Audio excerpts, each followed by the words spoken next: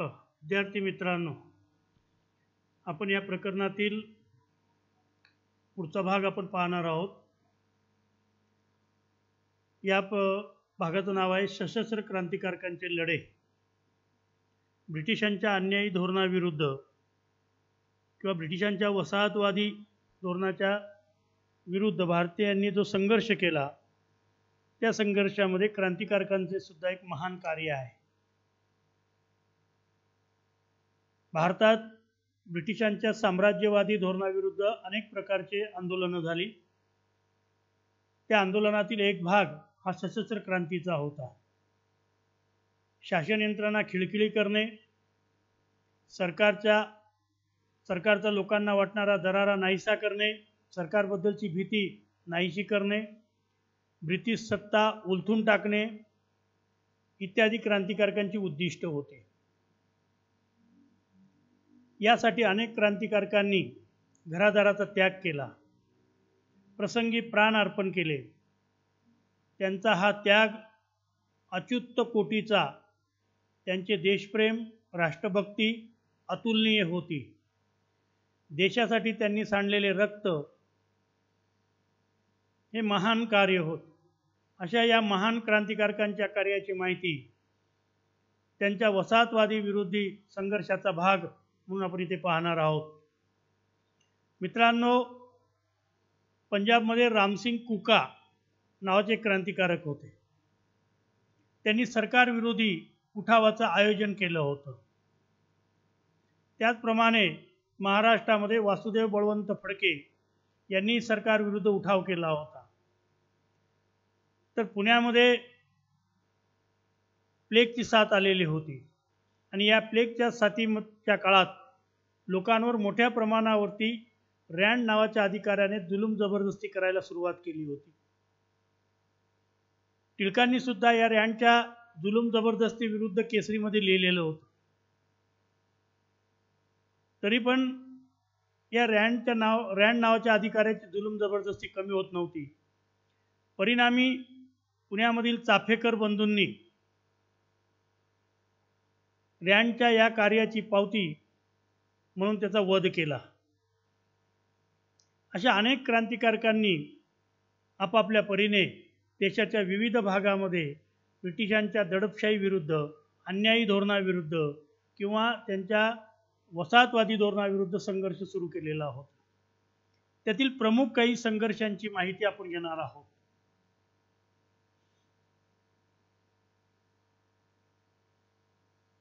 त्यामध्ये आपण पहिल्यांदा पाहणार आहोत अभिनव भारत संघटना।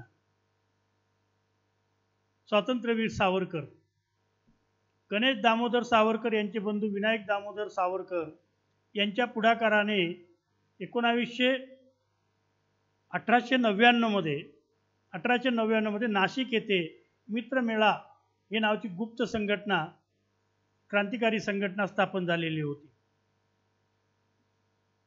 तिचंच पुढे 1904 मध्ये अभिनव भारत संघटनेमध्ये रूपांतर करण्यात आलं। पुढे सावरकर उच्च शिक्षणासाठी विलायतेला गेले आणि तेथून त्यांनी अभिनव भारत संघटनेच्या सदस्यांना क्रांतिकार्यासाठी वेगवेगळ्या प्रकारचं साहित्य, मग त्यामध्ये क्रांतिकारी वाङ्मय असेल, पिस्तूल असतील, शस्त्रास्त्र असतील, बॉम्ब बनवण्याचं तंत्र असेल, हे पाठवण्याची सुरुवात केली। त्याचप्रमाणे स्वतः सावरकरांनी इटालीचा जो क्रांतिकारक होता जोसेफ मॅझिनी, त्याचं आत्मचरित्र त्यांना वाचून काढलेलं होतं। 1857चा स्वातंत्र्य समर नावाचा त्यांनी ग्रंथ लिहिलेला होता। अशा प्रकारचं कार्य सावरकरांचं इंग्लंडमधून चालू होतं। अभिनव भारत संघटनेसाठी कार्य करण्यासाठी सावरकर प्रयत्न करीत आहेत, त्याचं संघटन केलं जात आहे। अशा प्रकारचा सुगावा गणेश दामोदर असा सुगावा सरकारला लागला आणि सरकारने त्यातून सावरकरांचे जे बंधू होते गणेश सावरकर, त्यांना बाबाराव सावरकर म्हणतात, त्यांना अटक केली. वास्तविक सरकारजवळ फारसा काही मोठा पुरावा नव्हता, तरी पण नाशिकचे जे न्यायाधीश होते जॅक्सन, या जॅक्सन नावाच्या न्यायाधीशाने बाबाराव सावरकरांना जन्मठेपेची शिक्षा ठोठावली. त्यामुळे क्रांतिकारकांमध्ये जॅक्सन विरुद्ध एक प्रकारची चीड निर्माण झाली आणि त्याचा परिणाम असा झाला की अनंत लक्ष्मण कानोरे नावाच्या क्रांतिकारकाने जॅक्सनचा नाशिक येथे वध केला आणि त्याच्या कार्याची पावती दिली. इंग्रजांनी या हल्ल्याचा सुगावा विनायक दामोदर सावरकर म्हणजे स्वातंत्र्यवीर सावरकरांशी जोडला आणि त्या गुन्ह्यामध्ये सावरकरांना जोडून त्यांच्यावर खटला भरला आणि खटला भरून त्यांना पुढे 50 वर्षाची सशस्त्र कारावासाची शिक्षा ठोठावली आणि अंदमान येथे त्यांना ती शिक्षा भोगण्यासाठी पाठवून देण्यात आलं. त्यानंतर मित्रांनो, आपण दुसरा मुद्दा पाहणार आहोत, अनुशीलन समिती. बंगालमध्ये अरविंद कुमार घोष यांचे जे बंधू होते बारिंद्र कुमार घोष किंवा ज्यांना वीरेंद्र कुमार घोष असे आपण म्हणतो, त्यांनी या अनुशीलन समितीची स्थापना केलेली होती आणि क्रांतिकार्य आपलं सुरू केलेलं होतं. अरविंद कुमार घोष यांचं त्यांना मार्गदर्शन होतं. कलकत्त्याजवळील माणिकतळा येथे बॉम्ब बनवण्याचं केंद्र त्यांनी विकसित केलेलं होतं. अनेक क्रांतिकारक त्यांच्याशी जुडले गेलेले होते. 1908 मध्ये खुदिराम बोस आणि प्रफुल्ल चाकी या त्यांच्या 2 संघटनेच्या सदस्यांनी त्यावेळचा जो जुलमी न्यायाधीश होता किंग फोर्ड याला ठार मारण्याची योजना उभारली आणि ती प्रत्यक्षात अंमलात आणत असताना किंग फोर्ड ज्या गाडीतून जाणार होता त्या गाडीवर त्यांनी हल्ला करण्याचा बेत रचला आणि त्या गाडीवर त्यांनी बॉम्ब टाकला. दुर्दैवाने त्या गाडीमध्ये किंग फोर्ड नव्हता, त्यात 2 इंग्रज महिला होत्या आणि त्यामुळे किंग फोर्ड वाचला आणि त्या 2 महिला मात्र त्यात मरण पावल्या. प्रफुल्ल चाकी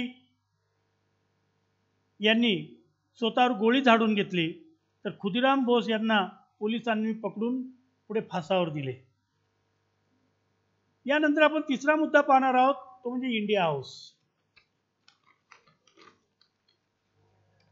पंडित श्यामजी कृष्ण वर्मा यांनी लंडन येथे या इंडिया हाऊसची निर्मिती केलेली होती.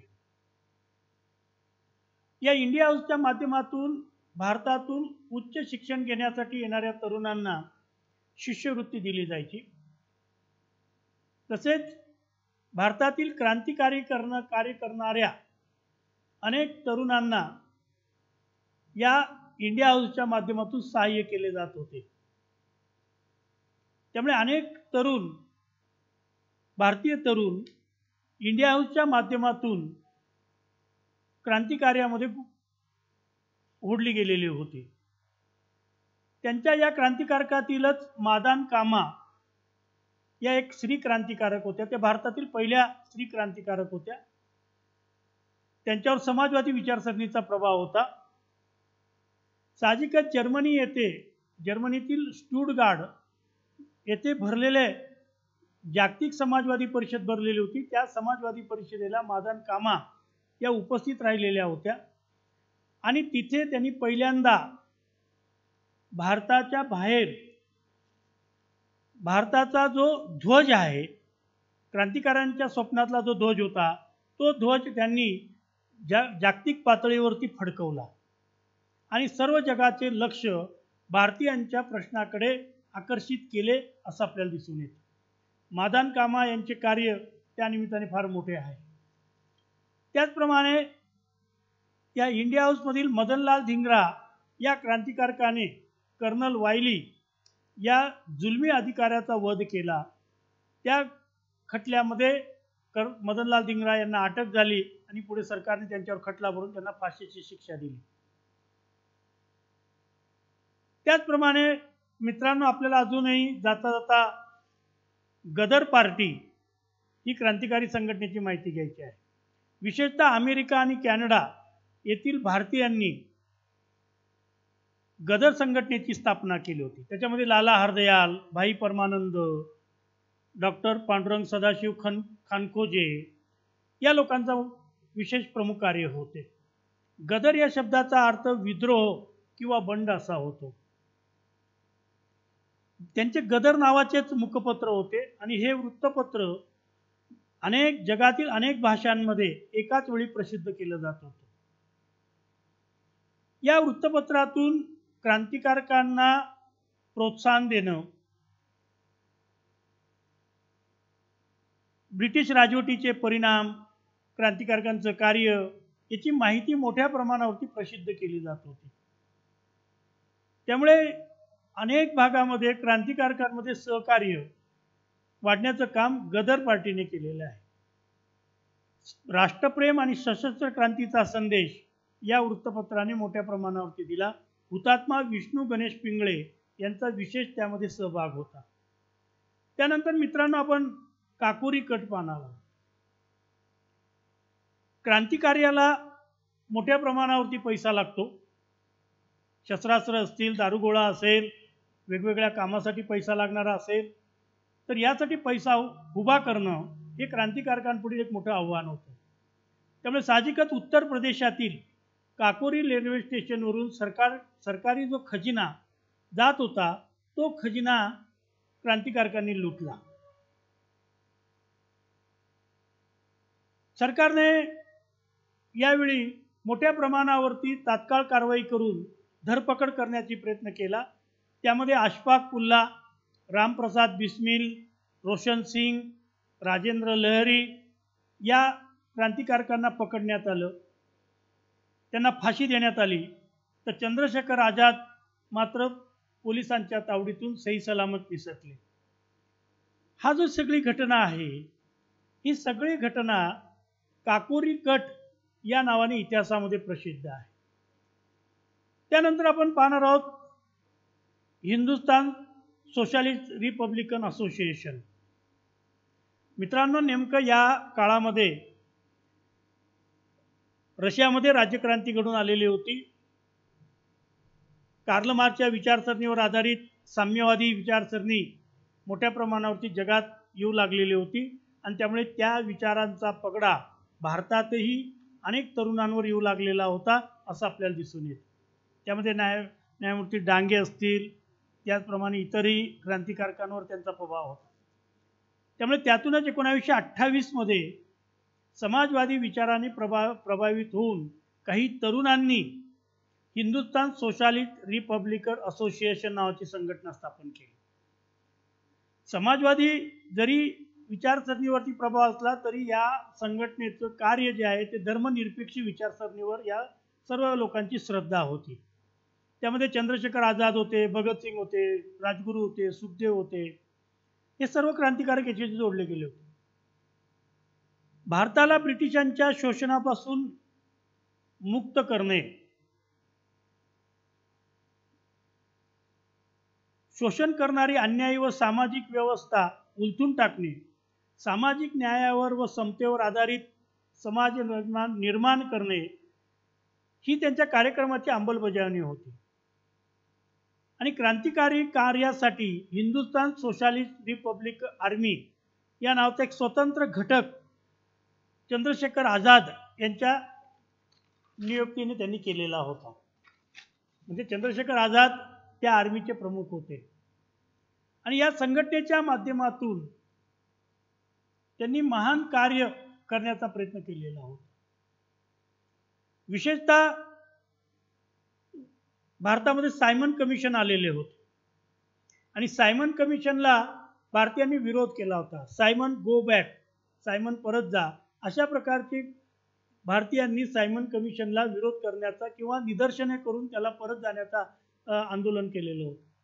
पंजाबमध्ये अशाच प्रकारचं आंदोलन करणारे लाला लजपत राय या वयोवृद्ध नेत्यावर सँडर्स नावाच्या अधिकाऱ्याने लाठीचार केला आणि त्यातच लालाजींचा मृत्यू झाला. शँडरच्या या वागणुकीचा, त्याच्या या कृत्याचा बदला घेतला पाहिजे अशी एक संतप्त भावना भारतीयांच्या मनामध्ये निर्माण झाली आणि तो साहजिकच ती भावना या क्रांतिकारकांनी आपल्या अंगावर घेतली आणि त्यातून त्यांनी सॅन्डरच्या अधिकाऱ्याचा खून केला आणि त्याच्या कार्याची पावती दिली. पुढे सरकारने मध्यवर्ती कायदेमंडळामध्ये नागरी हक्काचे पायमल्ली करणारे 2 विधेयके दाखल केली. त्या विधेयकांना भारतीयांचा विरोध होता, परंतु तरीही सरकारने जुलूम जबरदस्तीने ते विधेयक पास करून घेण्याचा निर्णय घेतला आणि म्हणून ज्या दिवशी ते विधेयक कायदेमंडळामध्ये मांडली जाणार होती त्या दिवशी या कायदेमंडळामध्ये भगतसिंग आणि बुटकेश्वर दत्त यांनी बॉम्बस्फोट घडवून आणला आणि स्वतःहून पोलिसांच्या स्वाधीन झाले. त्यांच्यावर राजद्रोहाच्या आरोपाखाली खटला भरला गेला. त्यात भगतसिंग, राजगुरू, सुखदेव यांना 23 मार्च 1931 रोजी लाहोर येथे फाशी देण्यात आली. तर चंद्रशेखर आझाद तिथून निसटले होते, परंतु पुढे अलाहाबादच्या आल्फ्रेड पार्कमध्ये पोलिसांशी संघर्ष करताना त्यांनी स्वतः हुतात्मे पत्करले. त्यानंतर मित्रांनो,